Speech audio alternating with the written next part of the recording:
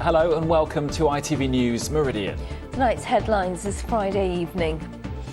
The 93-year-old who died weeks after being tasered at his South Coast care home. As police investigate, friends of Donald Burgess talk of their shock. We just couldn't understand how Don, a man like we knew all that time, would need to be tasered.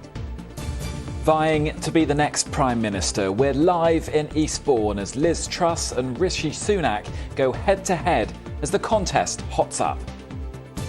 Also tonight, the bug hunters showing us the incredible variety of life on the Chalk Downs this August. And no one parties like Pride. Brighton's Technicolor seaside celebration returns in style. Good evening. Tributes are being paid tonight to a 93-year-old disabled man who died 3 weeks after being tasered by police at a care home in Sussex. 2 officers are now being investigated by the police watchdog on suspicion of manslaughter after they used a stun gun, pepper spray and a baton on Donald Burgess, who had one leg, suffered from dementia and used a wheelchair. Well, police have been called to the home in St Leonards-on-Sea following a report that care workers have been threatened with a knife. Our reporter Kit Bradshaw has been speaking to those who knew him and sent this update from Hastings Police Station. 2 Sussex police officers are tonight under criminal investigation over the force they used against a 93-year-old man at a care home just down the road in St Leonards-on-Sea on Tuesday the 21st of June this year. It's understood that care workers dialed 999 after one of the residents, Donald Burgess, threatened them with a knife. But it's what the 2 police constables who responded to that call did when they got there to try and resolve the situation, which is now at the centre of an investigation by the Independent Office for Police Conduct, because they used a taser stun gun, parva spray, which is similar to pepper spray, and a baton against the 93-year-old man who had dementia, used a wheelchair and had one leg. Now, Mr Burgess was taken to hospital and died there 3 weeks later. His cause of death is still to be determined. But former neighbours on the leafy housing estate in Battle, where he lived with his wife for decades, have spoken to me about their shock. We were quite astounded when we heard that he'd got a knife, because I never saw a man that would pick up a knife and come for you, you know. And therefore I do really feel that they perhaps should have spoken to him, talked to him until he put it down, or they were able to persuade him to hand it over. And we just couldn't understand how Don, a man like we knew all that time, would need to be tasered. Now, the Sussex Force won't speak to us on camera, but in a statement, their Assistant Chief Constable, Tanya Jones, told us, "We want to express our sympathies to the family and friends of Mr Burgess. Our thoughts remain with them at this difficult time." The IOPC police watchdog say that their investigators will be looking at whether the level of force used was reasonable, necessary and proportionate, or whether it amounted to criminal manslaughter. Kit Bradshaw, ITV News, Hastings. The family of Archie Battersby have been told they cannot take him out of the hospital in London where he's being treated. Doctors say the 12-year-old from Southend, who they describe as brainstem dead, must remain at the Royal London. His family had wanted him to be able to die in a hospice. Their request has now been refused by the High Court. A teenager who died at a fun fair in Dover has been named locally as Mackenzie Croxford Cook. The accident happened early on Wednesday morning while the fair was closed. Tributes and flowers at the scene bear the teenager's picture and name. The fair, which had remained closed after the incident, has now opened. More than 70 vehicles were stopped in Thanet last Saturday during a special operation to improve safety. Kent Police says more than 35 people were reported for traffic offences that included not wearing a seatbelt, having worn tyres and not displaying a proper number plate. Now, it's called a Blitz, an incredibly detailed survey of all the flora and fauna in a particular area. And one has just been carried out on a farm in Sussex. Yes, the Blitz on the Eyford estate near Lewes found 1,300 different species of bugs, plants and birds, including some extremely rare ones. Malcolm Shaw has been finding out more. Meet Graham Lyons, an ecologist with an encyclopedic knowledge of the natural world. He's a master of the Blitz, a way of finding and identifying exactly what's living and growing around us. His sweep net soon revealing its secrets. Neoscona adianta, which is a fairly common orb weaver on grassland in the southeast. It's got this beautiful sort of flaming pattern on this kind of long, thin abdomen. It's quite a large spider. It's the larvae of a very common day-flying moth called the mother shipton. It's so called because the moth has a witch's face on its wings. This is a myriad, a plant bug, pretty much restricted to chalk grassland. Sites that have got lots and lots of these snails are really it's a good indicator that it's been grazed well. It's a really good way of recording a lot of invertebrates in a very short amount of time. And people are often amazed when they come out with me. They think, well, I've walked around this site for years and I didn't know all that stuff was there. And there's so many things that you just will not see unless you use these very sort of active sort of methods. Graham recently completed a Blitz survey of the Iford estate near Lewes, recording 1,300 different species. They included this rare type of bee and an endangered spider new to East Sussex. Also a whole colony of this beautiful day-flying moth, the scarce forester. The farmer, Ben Taylor, is delighted the conservation work that's carried out across the estate is paying off. It's partly about just devoting space to nature around the farm. So there's areas that we don't do a lot with and we just let nature take its course.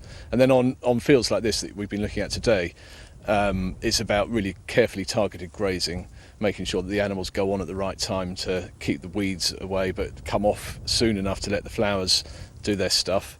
And then elsewhere it's planting margins around the edges of fields with flowers in, so that the nature's got a sort of chance to have a habitat that's not disturbed, but food next door as well. The Iford estate in the South Downs National Park has large areas of chalk grassland, so rare but rich in biodiversity it's often compared to the tropical rainforest. This flower is called the round-headed rampion, also known as the flower of Sussex. It's very rare beyond the South Downs and it's an indicator of the health of this precious chalk grassland. To really drill down into the biodiversity here, Graham uses this suction sampler, enabling him to study even the smallest creatures, all essential to the environment.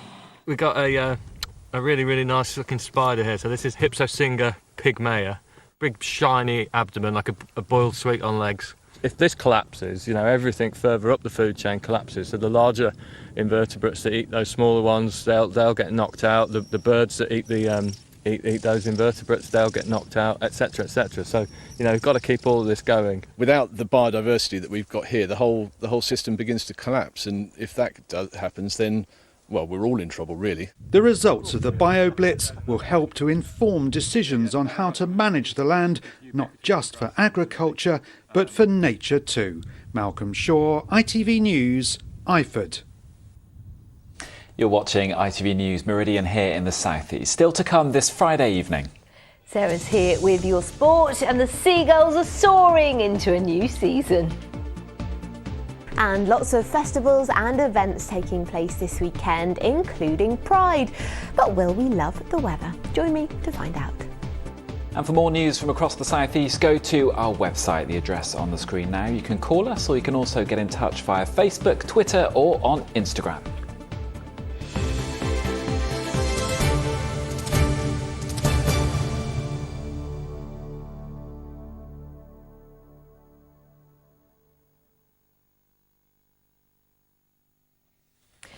Police in Dorset are investigating reports that a man attacked a seagull with a cricket bat. The gull was later euthanised after suffering a broken wing. The RSPCA says seagulls are protected, much like any other wild bird, so it is illegal to injure or kill them without a licence. We receive calls every year about them being a victim of abuse, whether that's being physically attacked, having their nests destroyed, or even shot at with air guns. And I think perhaps that's because they're nesting around this time of year. They can be quite noisy, and perhaps they're swooping down on people to take food. those are all natural behaviours, and it's really important that we understand them. A man's been fined £13,000 for failing to remove an illegal development on the River Thames in Oxfordshire. Simon Courtney Worthy was fined after failing to remove a timber deck and shed he had built at Wardsfield in Long Whitnam. South Oxfordshire District Council said the 63-year-old breached planning rules and caused harm to a conservation area. Now, the ITV Evening News continues with the national and the international news at 6:30. To London now with Lucrezia Millerini. Coming up, what are you cutting back on? Laid bare the stark reality, how the cost of living crisis is affecting us all. The family of Archie Battersby vow to fight on after the High Court say he can't be moved to a hospice. The hosepipe ban comes into force in parts of southern England, but would you grass on your neighbour? And in Iceland, people are urged to stay away as a volcano erupts just miles from the capital's airports. Join me for all that and more at 6:30. Now, Conservative Party members from across the south are heading to the Sussex coast tonight to question the two people who want to be the next Prime Minister. Liz Truss and Rishi Sunak are taking part in a hustings meeting in Eastbourne. Live then to our political correspondent Phil Hornby, who's there for us. And Phil, it's not been a great day for one of the contenders. Not so far, Sangeeta, because video has emerged of Rishi Sunak talking to supporters in Tunbridge Wells, talking about how, as Chancellor, he diverted public funds away from deprived urban areas. From all of you, I managed to start changing the funding formulas to make sure that areas like this are getting the funding that they deserve. Because we inherited a bunch of formulas from the Labour Party that shoved all the funding into deprived urban areas, then that needed to be undone. I started the work of undoing that. Well, Labour say that is scandalous. We tried to catch up with Mr Sunak earlier in the day. He was attending an event in Bexhill, but he drove away in his car, avoiding the cameras and the reporters' questions. But when he arrived here in Eastbourne a short while ago, he did explain what he meant by his remarks. Well, I was making the point that deprivation exists right across our country and needs to be addressed. And that's why we need to make sure our funding formulas recognise that. And people who need help and extra investment aren't just limited to big urban areas. You find them in towns across the United Kingdom and in rural areas too. And that was the point I was making. The state of the economy is dominating this contest, of course, as it's dominating all our lives at the moment. This is what the other contender, Liz Truss, had to say to us today. Well, the reality is we are facing a recession if we carry on with our business as usual policies. And people are struggling, whether it's to pay food bills or fuel bills. That's why it's very important that we reverse the national insurance increase, that we have a temporary moratorium on the green energy levy to help people with their fuel bills. But the most important thing is getting the economy going so we avoid a recession. So, Phil, are you expecting a good turnout there this evening? Should be a full house, Sangeeta, not surprisingly. This is the only hustings being held in the southeast of England outside London, and it's reckoned about 40% of all Tory members live in the Meridian region. The candidates will be getting their big guns out tonight, their big supporters. For instance, Michael Howard, the former Folkestone MP, the former Tory leader, who's supporting Rishi Sunak. We have good sense. We have good judgment. And that is why I am confident that we will choose to lead us, to inspire us, to take us to a great and glorious future. Our next Prime Minister, Rishi Sunak. And the Portsmouth MP Penny Mordaunt, who a few weeks ago fancied herself as the next Prime Minister, she's now supporting Liz Truss. She, for me, is the hope candidate. And that is why I am here tonight, to be straight with all of you and to tell you that my choice in this contest to lead us and our nation is Liz Truss. As you can probably see behind me, Tories have been arriving from all across the southeast, from Oxfordshire and Buckinghamshire, from Surrey, from Hampshire, from Kent, from Sussex. This is the contenders' one chance, face to face, to talk to their members in this, the Tory heartland area. It's a really important night for both the candidates. It all kicks off at 7 o'clock, and we'll let you know how they get on later. Right, to football now, and the Premier League is back and Bournemouth are back in it after a 2-year absence, having won promotion last season as Championship runners-up. And despite having 2 summer signings, Ryan Fredericks and Joe Rothwell unavailable, ahead of the visit from Aston Villa, boss Scott Parker is urging his team to embrace their new challenge. I still want us to be dynamic. I still want us to be an aggressive team in them moments. We're a young team, and we see that last year. Last year, a young, free-flowing team. And yeah, like I said, I'm sure I like to think that we're going to see that again this year for us. Well, elsewhere in the Premier League, Southampton begin their campaign at Tottenham, and Brighton fans have to wait until Sunday for their season to kick off. The Seagulls travel to Manchester United, with boss Graham Potter hoping to build upon a brilliant end to last season when his team lost just 1 of their final 9 games. He knows his opponents, though, will be eager to impress their new boss. Of course, it's a new start for them, and I'm sure they want to make it positive. As I've said before, whenever you go to Manchester United and Old Trafford, it's a difficult game, but with a new coach, trying to be positive, and they'll be fighting for the points. So, like I said, a tough match for us. And in the Football League, Reading are at home for the first time this season and hoping to kickstart their campaign with a win. They host Cardiff. Our other teams too, Oxford, Portsmouth, Crawley, Gillingham and Swindon, are all at home. And don't forget, you can see the Football League highlights at their new home, that's ITV4, from 9 o'clock tomorrow evening. Fingers crossed for some good results there. Yes, it's all very exciting, isn't it? Football back already. It feels like it's never been away, a whole summer of football. And more to come with the World Cup. It's all going on. Now it's Friday, the weekend's here, thank God, and there's 300,000 people heading to one particular place to party. Yes, it is, of course, Brighton Pride. It's back. The famous parade will take place tomorrow, and more than 100,000 people are expected to use the city's railway station alone. It's a huge operation. Well, preparations are also underway at Preston Park in Brighton, for that's where the big party is happening, and that's where Andy Dickinson is this evening, and he just sent this. Yes, here in Preston Park, the festival that in many ways takes over this city over the next 2 days is fast taking shape, and it's not just here that preparation is in full swing. Earlier I went to see some of the floats for tomorrow's parade being dressed, especially for the occasion. It's the Amex like you've never seen it before. Brighton's home ground transformed into a truck stop for lorries, getting a makeover ahead of their weekend's Pride celebrations. It would be easy for everyone to go disco balls, glittery fabric. So I mean, you've got to come up with ways to make them all unique. I think what Pride has done really well is tried to get people to focus on what their message is and the people that are on their float and what they want to say. It's taken the whole Pride organisation a lot of work to get here, and to see everyone just enjoy it tomorrow will be the bit I'm most excited about. A camp carnival spectacular come tomorrow. Floats like these will be enjoyed by around 300,000 spectators as the party rolls from Hove Lawns onto Preston Park, bringing with it a £20 million boost to the local economy.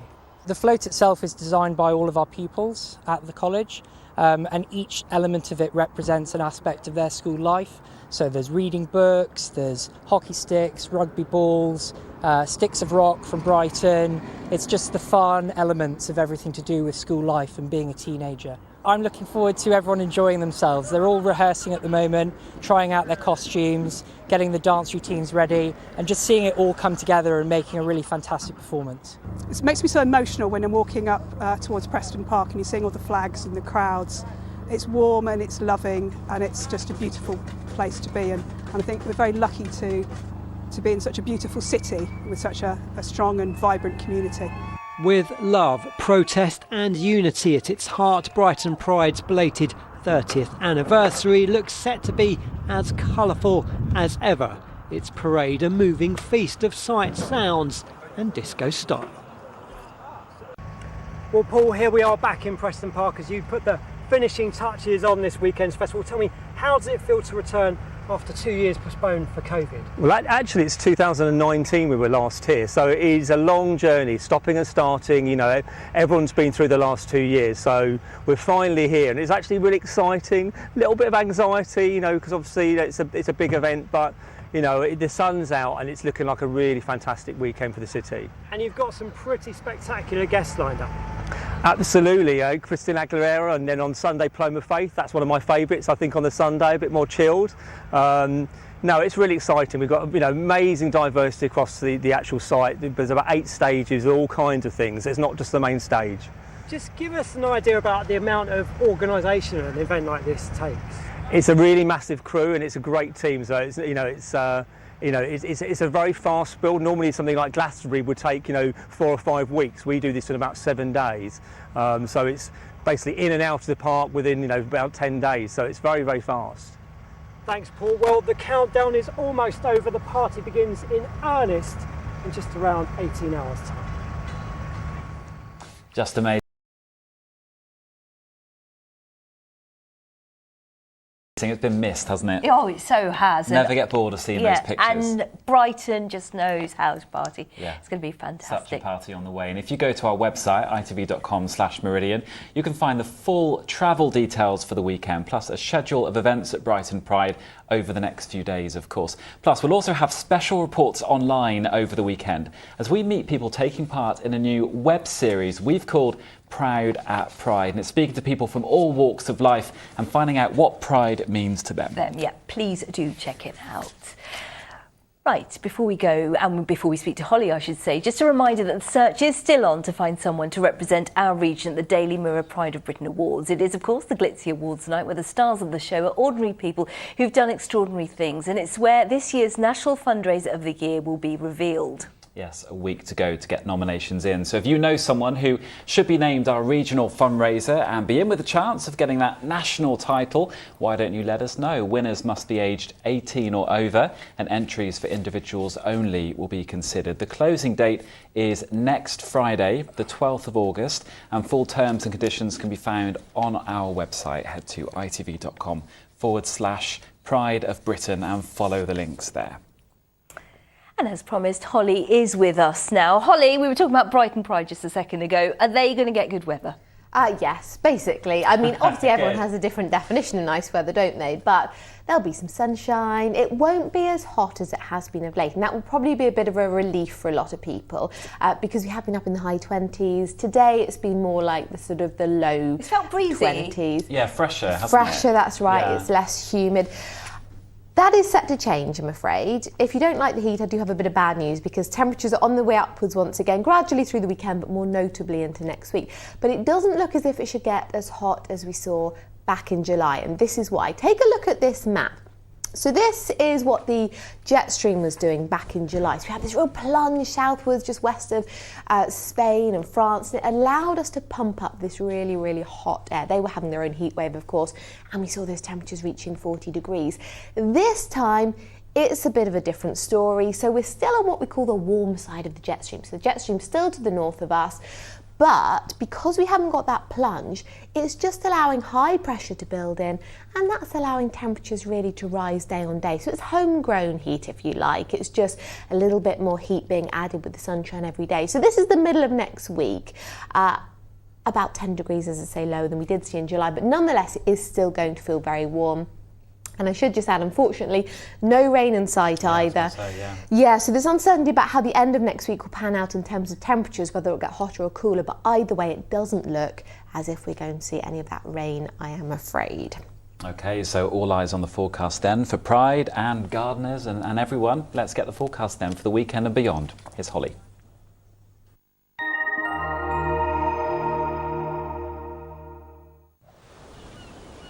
Feels like home, whatever the weather. Valent Boilers and Heat Pumps sponsors ITV Meridian Weather. No real rainfall, I'm afraid, for the foreseeable future. But if you like the sunshine, if you like the warm weather, I have got plenty of that in store. Temperatures rising through this weekend and as we push into next week as well. So at the moment we've got a bit of a dip in the jet stream. That's the reason for this fresher air. That clears through and higher pressure is building in, and that's giving us dry weather, it's giving us sunny weather, and it's also allowing this air to get warmer, if you like, day on day. Out there this evening, some sunshine around, just a little bit of fair weather cloud really, touch of a breeze. Into tonight we keep this northwesterly and it's feeding in less humid air than we saw earlier on in the week, say. So actually a more pleasant night, I think, for sleeping. These are values for towns and cities, but out in the countryside we could well be down in single digits. You could catch a very isolated shower just clipping parts of Kent, but for the vast majority it is going to be a dry night. And then it's a sunny Saturday, one or two bubbly clouds appearing, perhaps one or two showers a possibility, but mostly it's a sunny day. Lighter winds, I think, than today. Just a little bit of a sea breeze picking up as the day wears on. Temperatures typically low 20s, perhaps locally pushing up towards the mid-20s in places. And then our high tide times, you've got Margate there at 6:18 and again at 6:40 as we head into the evening. And lots of sunshine in store for the coming days. We have got a little bit of a northeasterly breeze, and that means where you are exposed to it, temperatures will always be pegged back a bit. You'll tend to find your highest values perhaps towards parts of Sussex, say, and here we could well see values pushing into the high 20s, perhaps up towards 30 degrees as we head towards the middle of next week. Pulling up next. Valent sponsors ITV Meridian Weather.